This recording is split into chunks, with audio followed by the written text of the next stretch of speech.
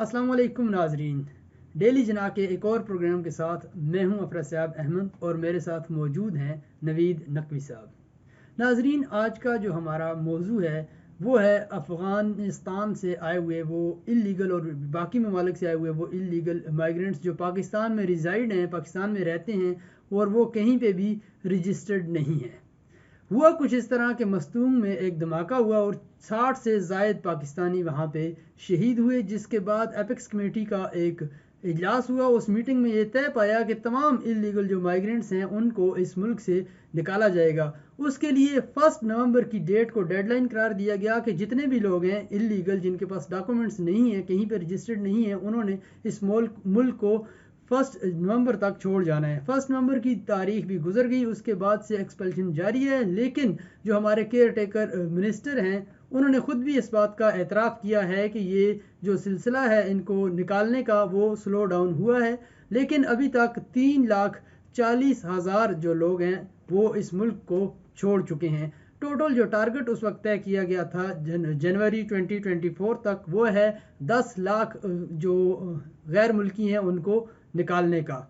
अभी इस सारे प्रोसेस के दौरान एक पिटिशन भी दायर हो चुकी है जिसमें इस बात का कहा गया है कि वो लोग, क्योंकि अफ़गान तालिबान 80 से अब जो अफ़गान तालिबान पैदा किए गए और जो जंग लड़ी गई सोवियत यूनियन के ख़िलाफ़, उसमें पाकिस्तान भी इन्वॉल्व हुआ और ये जो माइग्रेंट पाकिस्तान आए, जिसके बाद से आहिस्ता आहिस्ता हालात इतने ख़राब हुए कि फिर हमें बाकायदा जंगें लड़नी पड़ी दहशतगर्दी के ख़िलाफ़। तो उन लोगों को आए इस मुल्क में 40 साल गुजर चुके हैं। इन 40 साल के दौरान उनकी 2-2 नस्लें इस मुल्क में जवान हो चुकी हैं। अब हालात ये हैं कि वो लोग अपने मुल्क वापस नहीं जाना चाहते और उनका जो पिटिशन है उनमें उनका मौक़िफ़ उनका ये है कि हम चूँकि यहाँ पे पैदा हुए हैं तो इसलिए हमें बर्थ सिटीज़नशिप राइट जो है वो दिया जाए, यानी कि हम जहाँ पे पैदा हुए हैं हम उस मुल्क के शहरी हैं। इसकी भी एक दरख्वास्त इस वक्त कोर्ट में जा चुकी है, लेकिन जो हमारा टारगेट है वो अभी तक उस तरह से अचीव होता नज़र नहीं आ रहा 10 लाख अफ़गानियों को इस मुल्क से निकालने का। उसके साथ साथ प्रोसेस के स्लो होने की बात भी सामने आ चुकी है। लेकिन क्या अफ़गानियों को निकाल देना इस मसले का वाहिद हल है? पाकिस्तान में इनके आने के बाद हालात ख़राब हुए, ये तो तारीख गवाह है, लेकिन क्या इनके जाने के बाद हालात बेहतर होंगे? इसी पर हम बात करेंगे। नवीद नकवी साहब मेरे साथ मौजूद है। नवीद नकवी साहब, ये बताइएगा, जब से इन लोगों ने इस मुल्क में रहना शुरू किया, इस मुल्क के हालात भी ख़राब हुए, सिक्योरिटी की सिचुएशन भी पैदा हुई और वक्त के साथ साथ हमारी इकानमी भी बहुत ज़्यादा डैमेज हो चुकी है। और ये बात भी एक बड़ी हद तक सच है कि इनमें मैक्सिमम लोग जो होते हैं वो जराइम पेशा भी होते हैं और ये लोग कहीं पे रजिस्टर्ड नहीं होते। आपका क्या ख्याल है कि इन लोगों को इस मुल्क से निकालना ही इस मसले का वाहिद हल है? जी बहुत शुक्रिया आफरा साहब अहमद, आपने एक बहुत अहम मौजू का आज इंतखाब किया है, क्योंकि मुल्क जो है इस वक्त एक सख्त मुआशी सूरत हाल का शिकार है। और ऐसे में जब कि हमें अपने नान शबीना के नान लाले पड़े हैं तो हम किसी दूसरे की ज़िम्मेदारी नहीं उठा सकते। अफ़गान वॉर शुरू हुई, एक इंटरनेशनल गेम थी, पूरा एक प्रोसेस था, उसके तहत रेफ्यूजीज़ का एक सैलाब उमड़ के हमारे मुल्क की जानिब आया। और हमने मुसलमान होने के नाते, पड़ोसी होने के नाते हमने एक अरसे तक हमने मेज़बानी की है, यानी अरसा 40-50 साल एक बड़ा अरसा है।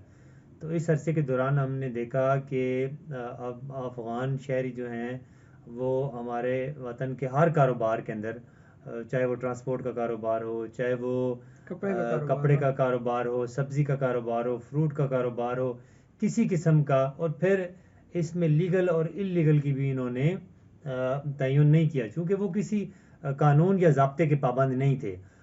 एक पाकिस्तानी यहाँ से जब यूएई जाता है, जब किसी दूसरे बहरीन में जाता है, तो आप देखते हैं कि वहाँ पे एक कफ़ाले का, यानी वहाँ पे आपका एक बंदा कफ़ील होता है जो आपकी गारंटी देता है और वो पूरी तरह से आपके मामलात पर नज़र रखता है। ठीक है जी, ज़िम्मेदार होता है। और फिर आप उस मुल्क में खोल कर कारोबार करना या खोल कर उसमें ज़मीनें लेना, ये आपका राइट नहीं होता वहाँ पे। ठीक है, लेकिन यहाँ पे ये लोग आए, इन्होंने हर तरह की लीगल इलीगल कारोबार भी किए, इन्होंने पैसा बनाया, इन्होंने तरह तरह की यहाँ पे एक्टिविटीज़ की और तरह तरह के ग्रुप्स बनाए। आप देख लें کہ یہاں پہ بڑے پیمانے پر جو کارروائیاں ہو رہی دہشت گردی کی وارداتیں آپ دیکھ لیں، اس میں افغان شہریوں کا ایک اہم رول ہے. یعنی میرے سامنے ایک Pakistan institute of conflict studies کی رپورٹ پڑی ہے جو 2023 میں صرف اور صرف 271 جو اٹیکس ہوئے ہیں اور 390 جانیں اس میں گئی ہیں. ٹھیک ہے، اس میں افغان ریفیوجیز اور افغان شہری جو ہے وہ یا انوالو افغان ہیں. سرزمین استعمال ہوئی ہے یا افغان شہری اس میں انوالو ہے. اب آپ ہماری طرف سے دیکھیں کہ پاکستان کی جانب سے ایک برادرانہ جذبے کے تحت انہیں موقع دیا گیا، ایک بھائی سمجھ کے، لیکن انہوں نے اس کا جواب کیا دیا؟ پھر آپ دیکھ لیں ہماری ان کے ساتھ جو سرحد ہے، جسے ایک طویل سرحد ہے، ہونا تو یہ چاہیے 2200 کلومیٹر، ہونا تو یہ چاہیے کہ 2250 دو کلومیٹر. مسلمان ممالک ہیں جن کے درمیان لا الہ کا رشتہ ہے، کئی قدریں مشترک ہیں. ہونا تو یہ چاہیے تھا کہ ہم ایک دوسرے کو سپورٹ کرتے، لیکن ہمیں سب سے زیادہ خطرہ جو ہے اس طویل جو ہمیں یہ ہماری ایک بڑا نقطہ آپ نے اٹھایا کہ انڈین بارڈر کے بعد جو ہمیں سب سے زیادہ خطرہ اگر کسی بارڈر سے رہا ہے یا سب سے زیادہ مشکلات اگر کسی بارڈر پہ رہی ہیں ہماری فورسز کو، تو وہ افغان بارڈر رہا ہے شروع سے. یہ سوویت یونین جب آئی تھی یہاں پہ، ریڈ آرمی نے جب اٹیک کی تھی، اس وقت بھی یہ پاکستان کے اس میں انوالومنٹ کی واحد وجہ یہ تھی کہ لگ یہ رہا تھا کہ یہ لوگ جو رشین آرمی ہے یہ آگے آتی جائے گی اور یہ پاکستان کی سرحد کے اندر انٹر ہوگی اور سمندر کی طرف ان کا رخ ہوگا اور اس علاقے کو یہ قبضہ کر کے اپنے لیے ایک راستہ بنائیں گے گرم پانیوں کی طرف. اس کے علاوہ بھی اگر دیکھا جائے تو طالبان بھی ہمارے خلاف ہمارے ساتھ کوئی ان کا سافٹ کارنر نہیں ہے. جب سے گئے ہیں نیٹو گئی ہیں، امریکن فورسز گئی ہیں، اس کے بعد سے اگر دیکھا جائے تو ہم نے بڑی سیلیبریشن ایک ہوئی تھی کہ افغان طالبانوں نے لی ہے.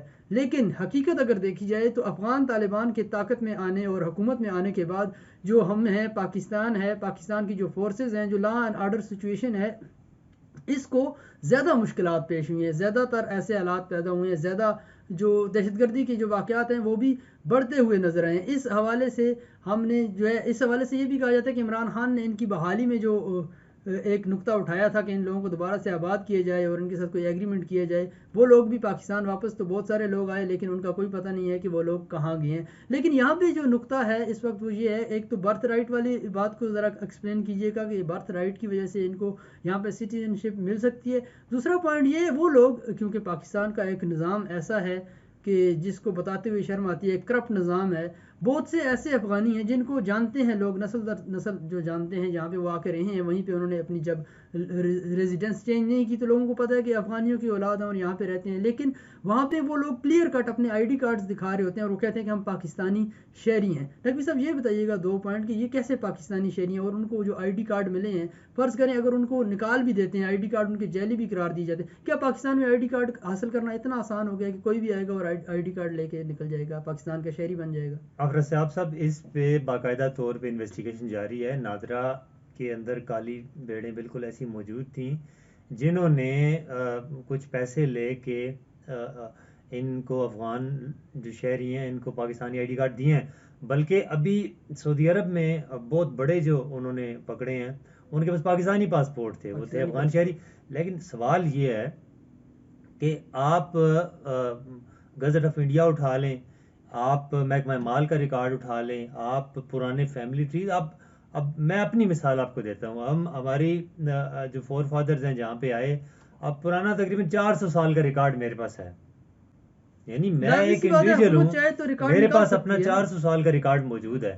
400 سال کا. اگر ایک نادرا کے ایک تھرڈ کلاس کوئی ایکٹیویٹی ہوئی ہے وہاں پہ، ایک پیسوں کی خاطر انہوں نے کام کیا ہے، تو کیا ریاست اس پہ خود انویسٹیگیٹ نہیں کر سکتی؟ کیا ریاست کو نہیں پتا کہ فلانے علاقے میں جب پاکستان بنا تو کون آباد تھا؟ یہاں ریاست کو پتا تو سب کچھ ہوتا ہے، لیکن ہماری ریاست جو ہے نا، ریاست تو ہم نہیں کہیں گے، ریاست کے جو کارندے ہیں نا وہ بک جاتے ہیں، چند ٹکوں کی ہماری ٹوٹل ویلیو ہوتی ہے. میں نے اپنے انٹرسٹ کے تحت میں نے 1873 کے بعد کے کئی جو اپنے فیملی ٹریز تھے، کئی جو ہمارے ڈاکیومنٹس تھے ہماری زمین کے، یعنی 1904-05 کا جو آپ ریکارڈز آپ سمجھ لیں، وہ میں نے گین کیا. پاکستان بننے کے بعد سے جو زمینوں کے معاملات تھے کس کے پاس تھیں، اس وقت ہمارے چونکہ یہاں پہ اس وقت ہندو تھے، سکھ تھے، تو وہ ہندو سکھوں کے نام بھی وہاں لکھے کوئی ہیں. آپ کے کہنے کا مطلب ہے کہ حکومت کے پاس یعنی ہر ریکارڈ چیز ان کے موجود پاس. ہے، حکومت اگر چاہے تو ریکارڈ نکال سکتی ہے. اگر کسی بندے نے بعض ایسے بھی کیسز ہیں کہ جس میں انہوں نے ایسی ایکٹیویٹیز کی ہیں کہ کسی کے گھر میں اگر 3 بچے ہیں تو چوتھا بچہ جو ہے کسی افغانی کا نام لکھوا دیا، لیکن اس کے بارے میں ارد گرد کے لوگوں کو تو پتہ ہے، لوگوں کو تو معلومات ہے. پتہ ہوتا تو ہے. اس میں ایک پوری کیمپین کی ضرورت ہے کہ ان کے بجائے اس کے کہ آپ ڈی این اے ٹیسٹ کریں یا دیگر کریں، یہ آپ عوام میں اس کی کیمپین چلائیں، عوام آپ کو سامنے خود آ کے انفارم کرے گی عوام آپ کو خود، کیونکہ یہ لوگوں کا میکسیمم پرابلم یہ ہے کہ ان لوگوں سے پاکستانی شہری بہت زیادہ تنگ ہیں. ان کی جو ایکٹیویٹیز ہیں وہ ایسی ہیں کہ میکسیمم لوگوں کی ایکٹیویٹیز ایسی ہیں کہ ہمارے شہری تنگ ہیں. جرائم پیشہ لوگ بھی ان میں بہت زیادہ ہیں اور کرمنل ایکٹیویٹیز میں اکثر انوالو رہے ہیں. یہی وجہ ہے کہ حکومت کی اپیکس کمیٹی نے بھی اس ڈیٹے کو انالائز کیا ہے، تو اس کے بعد کہا ہے کہ ان لوگوں کو سب سے پہلے آپ ابھی ورلڈ کپ میں دیکھ لیں نا، اس افغان قوم کا کردار جو ورلڈ کپ میں ابھی دیکھ لیں. بالکل یہ پاکستان کے ہمیشہ خلاف رہے ہیں. انڈیا کی حق میں رہیں گے لیکن ہمارے خلاف ہیں، وہ آ کے ناچ رہے ہیں ہمارے خلاف. سیاستدان کے دیکھ لیں کارزئی حکومت کے دوران کتنے وہاں پہ سفارت خانے کھلے ہوئے تھے انڈیا کے، کتنے جاسوسی کے مرکز کھلے ہوئے تھے. ابھی آپ دیکھیں جو طالبان حکومت ہے، طالبان حکومت ہمارے خلاف آئے روز بیان بازی کرتی ہے، بجائے اس کے کہ وہ ٹی ٹی پی کے خلاف کارروائی کریں وہ ہمارے خلاف بولنا شروع ہو گئے ہیں. ٹی ٹی پی کے ساتھ ان کا اتحاد ہے، لیکن اس میں قصوروار ہم بھی ہیں جو ہم نے جو اس وقت کے جن لوگوں کو بحال کیا، جن لوگوں کو واپس لے کر آئے. واپس تو ہم لے آتے ہیں، ہمارا مسئلہ یہ رہا ہے شروع سے کہ ہم چیزوں کو بیچ رستے میں چھوڑ دیتے ہیں. ہم نے یہاں پہ بھی یہی کیا. یہ ایک بڑی تاریخ ہے، بہت سے واقعات میں بیان کر سکتا ہوں کہ ہم نے بہت سی چیزیں شروع کی، جیسے افغان طالبان ہم نے بنائے تھے اور آج ہمارے خلاف استعمال ہو رہے ہیں. اسی طرح ہم ٹی ٹی پی کے بہت سے لوگوں کو واپس لے کر آئے تھے. 5000 میرا خیال ہے کہ وہ تعداد تھی جن کو واپس لے کر آئے تھے کہ ہم ان کو آباد کریں گے عمران خان کی حکومت میں. لیکن کیا ہوا، ہماری حکومتیں بدلتی ہیں اور جو معاملات ہوتے ہیں ان پہ غور کرنا چھوڑ دیتے ہیں. وہ 5000 لوگ آئے تھے پاکستان میں، اب وہ کہاں ہیں، کن ایکٹیویٹیز میں انوالو ہیں، کہاں پہ رہتے ہیں، ان کی فیملیز کہاں پہ ہیں، ہمیں کچھ پتہ نہیں ہے. اور وہ لوگ ایک دفعہ پھر ایکٹیو ہو چکے ہیں اور ایکٹیو ہونے کے بعد ان لوگوں نے کارروائیاں شروع کی ہیں. یہی وجہ ہے کہ پاکستان میں پچھلے چند ماہ میں دہشت گردی کے واقعات میں ایک خاص قسم کا اضافہ ہوا ہے. اور ڈر اس بات کا ہے کہ جس طرح کراچی میں آپریشن ہوا تھا اور آپریشن کے بعد جو لوگ اس آپریشن میں شامل تھے ان تمام جو اہلکاروں کو جگہ جگہ سے پکڑ کر قتل کیا گیا تھا، لگ ایسے رہا ہے کہ یہ بھی دوبارہ سے اسی ایکٹیویٹی کی روش پر چلنے لگے ہیں. اور جن لوگوں نے جو ہماری آرمی کے آفیسرز اور جو سپاہی تھے ان کے خلاف لڑ رہے تھے، جنہوں نے ان کو ایکسپیل کیا تھا، اس ملک سے بھاگنے پہ مجبور کیا تھا، یہ اب ان کو چن چن کے مارنا چاہتے ہیں اور اپنا بدلہ لینا چاہتے ہیں. ہمیں اپنی اس پالیسی پہ نظر رکھنی چاہیے اور ہمیں دیکھنا چاہیے کہ جن لوگوں کو ہم واپس لے کر آئے تھے وہ لوگ اس وقت کہاں پر ہیں اور کن ایکٹیویٹیز پر انوالو ہیں. اس مسئلے کا بیسک حل وہی ہے، کیونکہ وہی لوگ بیسیکلی استعمال ہو رہے ہیں اس ملک کے خلاف. ناظرین، آج کے لیے اتنا ہی. ایک نئی موضوع کے ساتھ نئے پروگرام میں دوبارہ آپ کی خدمت میں حاضر ہوں گے. اجازت دیجیے، اللہ حافظ.